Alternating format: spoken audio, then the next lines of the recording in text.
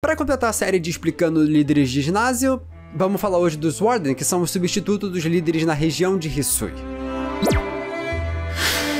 Eu não só falo isso por serem a forma de progressão e liberação de HMs nesses jogos, tal qual são os líderes durante a franquia inteira, mas principalmente porque a sua nomenclatura em japonês realmente significa a mesma coisa que os Trial Captains de Alola. Então se eu falei deles nessa série, como tá falando de Alola, esse aqui também é obrigatório. Mais um ponto importante, todos esses capitães são membros de grupos, os clãs Pérola e Diamante, que são grupos que se opõem um ao outro em questões religiosas, sendo ambos distintos na interpretação do que é Deus no mundo Pokémon. Um adorando o Dialga e o outro o Palkia. Eu falei na ordem contrária. Eu falo disso porque em cada uma das áreas desse jogo tem uma dupla diferente envolvida. Além disso, se relaciona com o Pokémon Nobre e o Pokémon Montaria de cada uma dessas áreas. Eu sinto que eu, inclusive, preciso explicar isso também. Cada área dos jogos tem um Pokémon Nobre que vive lá, que junto dos Pokémon Montaria formam os 10 descendentes dos Pokémon Companheiros do Herói Ancião, um treinador que já enfrentou e derrotou o deus do mundo Pokémon. Ainda faremos um vídeo sobre toda essa história do herói e seus Pokémon aqui no canal, mas por enquanto. Então é daí de onde vem toda essa questão dos clãs em si. Cada um deles interpreta esse deus que nunca foi mostrado a eles de uma forma diferente, mas todos eles veem a sua missão em ter responsabilidade com os nobres e montarias do antigo herói. Então por isso cada capitão de um clã está em uma dessas áreas e está envolvido com um deles. Agora a gente pode começar a explicá-los por área.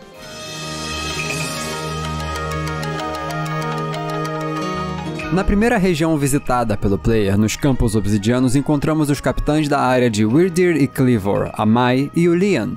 O nome da Mai vem do nome japonês da Marley, a personagem qual ela é ancestral, enquanto seu nome japonês é Yone, que significa arroz. Um tema em comum entre todos os nomes aqui é de comidas clássicas japonesas, mas não todos. Seus Pokémon referenciam essa sua conexão a Marley, no caso o Weavile e o Crobat, mas essas similaridades dentre os seus Pokémon param por aqui, mesmo que fisicamente continuam, tendo literalmente o mesmo rosto além do seu penteado. Sua roupa também é referência direta a algumas coisas. Claro, as roupas diferentes dos clãs, sendo a Diamante Azul e a Pérola Perolada, nada inesperado e que vai ser comum aqui. Mas nessa roupa nós vemos desenhos de um Stantler, a pré-evolução do Pokémon Montaria Weird que ela capitaneia, além de um Ursaring, que no caso não é um Pokémon dela, e sim um dos seus irmãos, falando sobre como na história desses jogos, pessoas e Pokémon são mais próximos, e a barreira entre humanos e animais ainda não tinha sido delimitada ainda. A relação dela com o Ursaring, Leafeon, Adaman e Munchlax é uma relação de irmãos, todos são família, por isso até ela é vista sempre com seu irmão mais novo de todos, que é o Pokémon diferente da sua descendente, o Munchlax. Enquanto do outro lado nós temos Lian, de Elianthus tuberosus. Parece loucura, mas é o nome científico da planta que inspirou o nome japonês Kikui, que vem de Kikuimo, alcachofra girassol. Nomes de planta são um padrão na franquia como um todo. O seu chapéu é a única característica única, e que já dá bastante dica do seu parentesco, sendo antepassado do Clay, treinador de Pokémon do tipo Terra e Mineiro. Não esse tipo. Ele aqui está conectado diretamente à mina de carvão e obsidiana que o Kleavor vive perto e que ajuda ele a evoluir, sendo o Pokémon do herói qual ele capitaneia. Essa relação dele com a mina é o que explica os seus Pokémon. Um Gumi, que aqui nessa região tem a sua forma tipo metal na linha evolutiva, graças a como o lugar, o ambiente é, ele na verdade absorve muito ferro e acaba criando a sua casca de ferro. E Mamoswine e Whiscash, que são dois Pokémon de terra, que voltam na questão de qual é o seu descendente. Isso tudo também já explica todos os seus apetrechos que tem na sua roupa, coisas envolvendo mineração.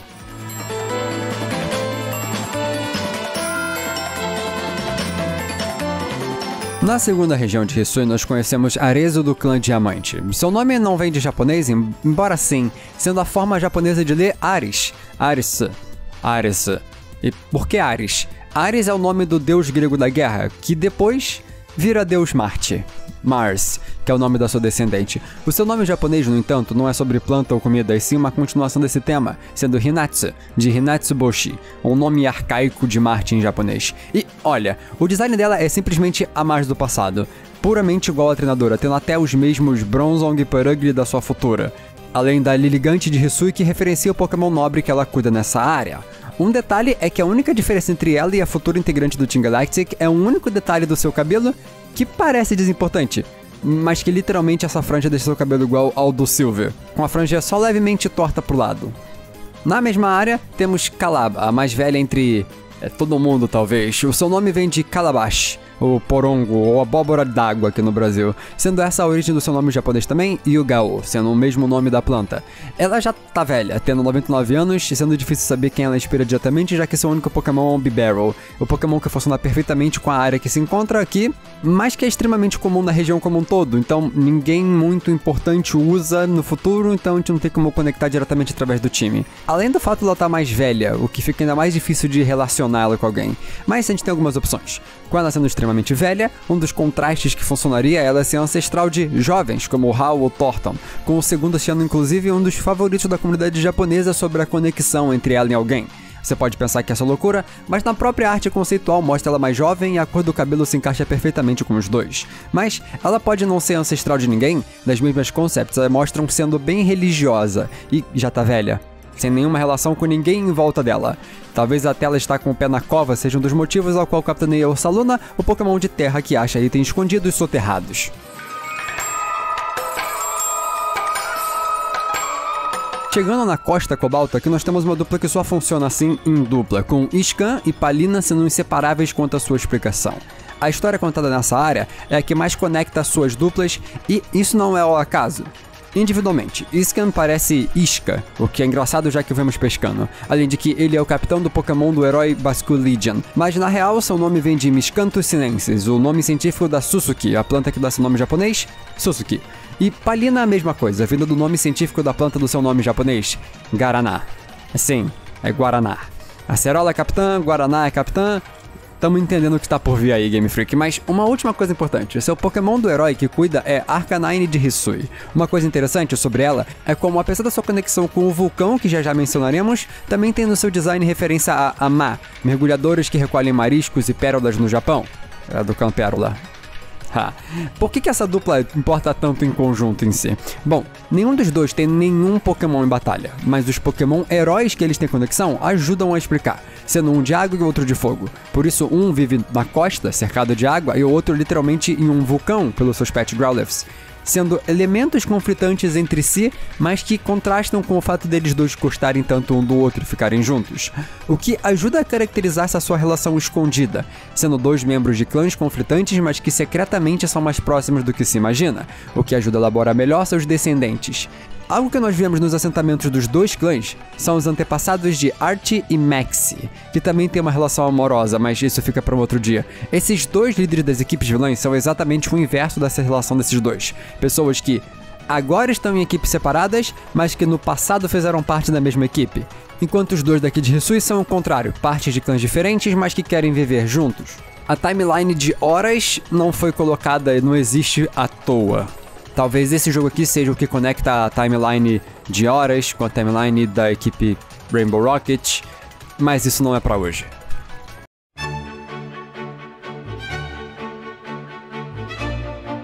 Em contraste a pessoas se amando, no lugar mais importante dessa região nós temos o personagem mais odiado de todos, Melly, cujo nome vem de Smelly, fedorento. E parece que eu tô zoando, mas não. Seu nome também vem de Camellia, o nome da planta que inspirou seu nome japonês, Tsubaki. E, é sério, eu não tô brincando quando eu falo do fedor, porque o seu time é completamente venenoso igual a ele, com Zubat, Skorupi e Skuntank, sendo esse o último motivo do fedor no nome. Talvez por isso ele se preocupe tanto com o seu visual. E, pelos detalhes na sua roupa, ele provavelmente cheira lavanda.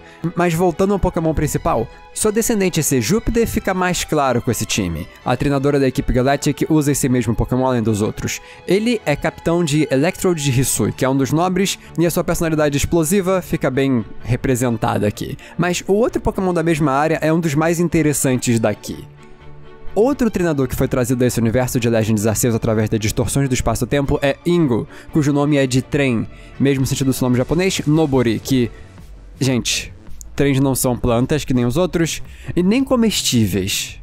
Mas, sim, por isso o Emmet também é sobre trem, no caso, cada um apontando para uma direção, cima ou baixo, que é basicamente sobre a direção que o trem está indo, para a cidade ou para fora. Expressões idiomáticas japonesas. O mais interessante é que essa mesma palavra do seu nome, Nobori, pode significar também escalar, já fazendo alusão ao Pokémon do herói que ele cuida, Sneasler, que é a montaria da escalada.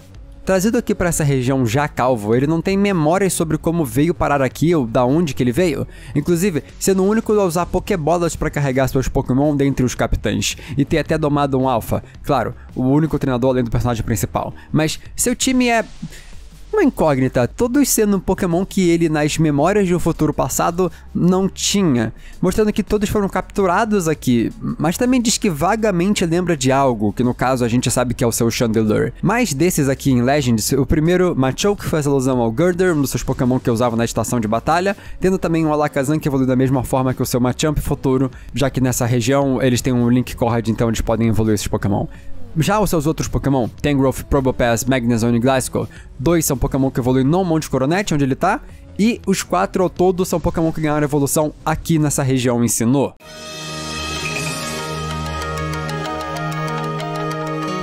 Sabe se chama isso pelo mesmo motivo do seu nome japonês, Wasabi.